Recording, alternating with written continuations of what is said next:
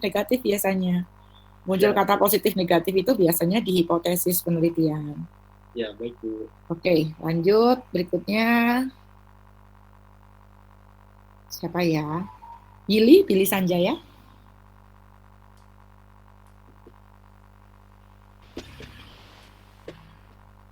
Billy Sanjaya. Ya Bu, maaf habis dari kamar mandi. Oke, saya tahu aja ya ada yang lagi pergi, ada yang dari kamar mandi, nggak sengaja aja saya panggil. Oke, judul penelitianmu apa? Beri kasih contohnya. Pengaruh harga, citra merek, kualitas produk pada terhadap keputusan pembelian ini Bu, HP Vivo. Oke, kalau demikian maka skala ukurnya apa penelitian Anda? Interval Interval. Pengaruh apa tadi? pengaruh harga, citra merek, kualitas produk terhadap keputusan pembelian HP Vivo Bu. Oke, kalau harganya nanti gimana angkanya? 100.000, 200.000 atau pendapat konsumen? Misalnya harganya baik atau tidak baik, terlalu mahal atau cukup, gitu gimana nanti yang Anda cari? Ini Bu apa? Cukup mahal, Oh, tidak mahal, sangat sangat mahal, oke, sangat oke. terlalu mahal, itu bukan Bu. Oke, kalau boleh dua-duanya boleh dipakai. Oke, saya Oh tanya. iya Bu. Kalau itu yang mau digunakan berarti skalanya adalah bisa rasio, bisa interval ya. Itu bisa rasio, Oh bisa iya Bu. interval. Iya baik Bu. Oke. Kemudian hipotesisnya ada berapa? Hipotesis penelitiannya. Ada empat, empat Bu. Empat. Coba jelaskan apa saja. Em, hipotesis, aduh, Hipotesis penelitian yang pertamanya gimana? hipotesis pertamanya Bu, harga berpengaruh positif terhadap keputusan pembelian HP Oke. Vivo. Oke. Hipotesis yang keduanya, citra merek berpengaruh positif terhadap keputusan pembelian HP Vivo. Yang Oke. ketiganya, kualitas produk berpengaruh positif terhadap keputusan pembelian HP Vivo. Lalu yang keempatnya, secara simultan Bu, harga, citra merek, dan kualitas produk berpengaruh positif terhadap keputusan pembelian HP Vivo. Betul bukan Bu? Iya. Kalau Jadi berapa hipotesisnya? empat. Empat. Yang keempat tadi tidak ada positif negatif ya. Kalau hipotesis secara Oh, simultan tidak perlu disebutkan positif negatifnya. oh iya Bu, baik. Ya, jadi kalimatnya misalnya harga, citra merek, dan apa tadi yang terakhir? Kualitas produk Bu. Ya, harga, citra merek, dan kualitas berpengaruh terhadap keputusan pembelian, gitu ya. Ya. Ini kedengeran. Ibu maaf suaranya nggak kedengeran Bu, nggak keluar. Iya, ini kayaknya saya bermasalah ya di lokasi saya. Sekarang gimana? Masih kecil Bu suaranya. Oh, oh. Ini kalau saya buka headsetnya ada tukang jualan macam-macam kedengeran ke sana ya. Oke, suaranya lebih baik begini kah? Iya Bu, kedengeran sekarang. Ya, kayaknya headsetnya nih nggak bener nih, mulai nggak bener. Oke, baik saudara. Tadi kalau simultan berarti harga, kualitas produk dengan citra merek secara simultan berpengaruh terhadap apa keputusan pembelian ya? Iya. Ya, gitu ya. Nanti kurang lebihnya akan seperti itu.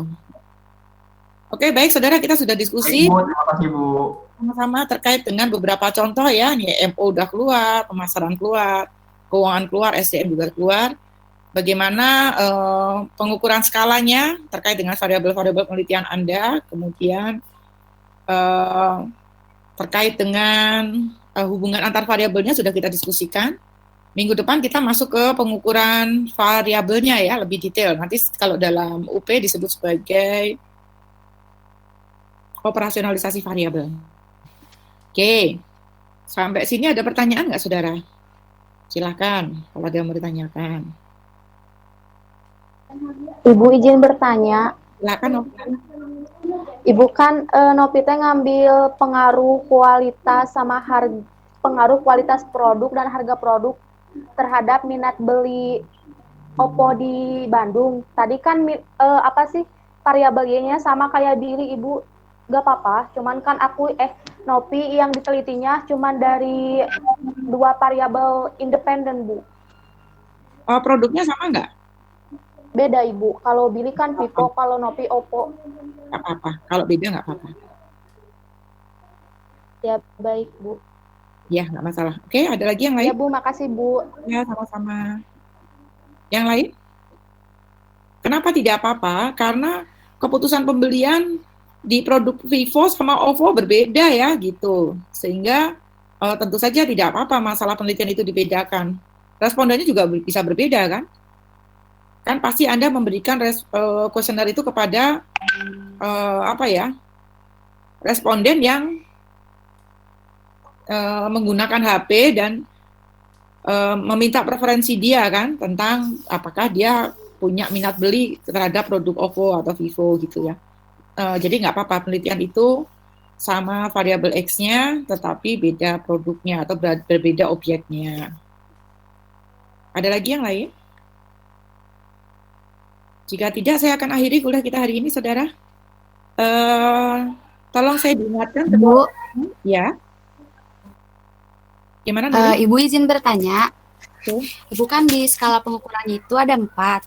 Nah, Ya. itu tuh nanti di penelitian kita tuh tergantung dari judul penelitian kitanya menggunakan yang mana, apa harus keempatnya ya, Bu? Enggak. Tergantung yang mau kita olah apa. Mungkin kita hanya pakai ordinal saja boleh. Kita pakai ordinal dan interval boleh. Bisa menggunakan ordinal dengan rasio juga bisa. Atau rasio dengan ordinal dengan nominal juga bisa. Tidak harus menggunakan keempatnya. Menggunakan satu pun boleh, tergantung judul penelitian Anda dan variabel. Bagaimana Anda akan mengukur variabel Anda. Anda hanya menggunakan ordinal saja, boleh. Tapi kalau Anda ingin menggabungkan ordinal dengan nominal, boleh juga. Dibuat pengkategorian tadi. Gitu. Anda ingin mengukurnya rasio saja, misalnya di mana tadi? Keuangan ya, rasio-rasio keuangan tadi ya. Tapi bisa aja Anda gabungkan dengan nominal. Misalnya perusahaan tadi keuangan, non-keuangan, itu kan nominal. Atau misalnya dibuat juga ordinal, misalnya diklasifikasi perusahaan besar, menengah, kecil. Jadi Anda menggabungkan antara ordinal dengan rasio gitu ya, meskipun nanti olah datanya menggunakan data rasio.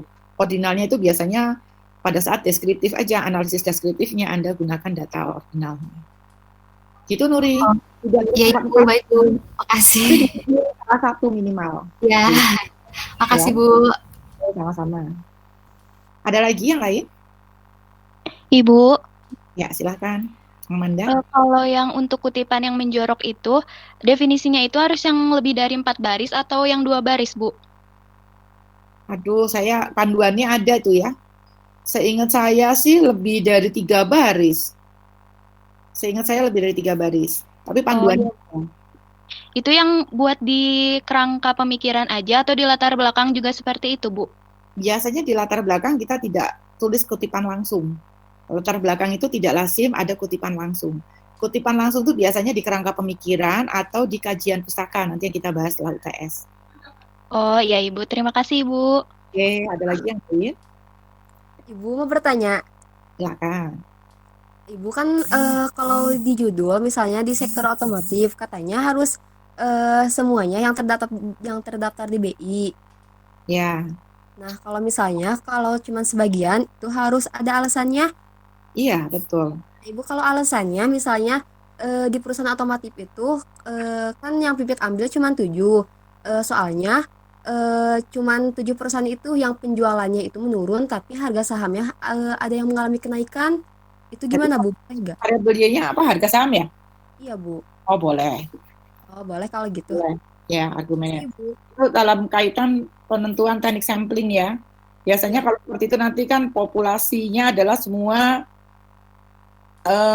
perusahaan apa tadi? Saham perusahaan apa? Sektor otomotif. Sektor otomotif, itu populasinya semuanya. Kemudian Anda akan mengambil sampel saja dengan teknik samplingnya, biasanya purposive sampling, nanti dibahas setelah UTS itu ya.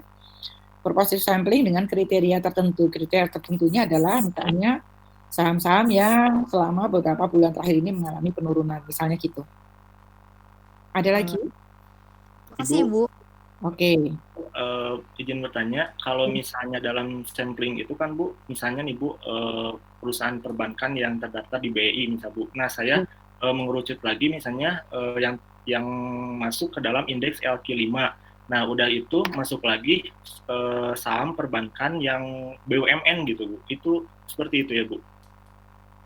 Oh, ya boleh saja, tapi nanti kriteria-kriteria yang Anda itu harus cantumkan. Itu juga sama ya, Anda menggunakan teknik berposisi sampling dengan kriteria yang Anda sebutkan tadi. Sekian banyak tadi. Jadi bisa ya, Bu ya? Bisa. Ya, terima kasih, Bu. Oke, sama-sama. Ada lagi yang lain?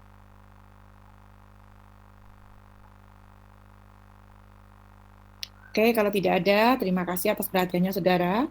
Saya akan akhiri kuliah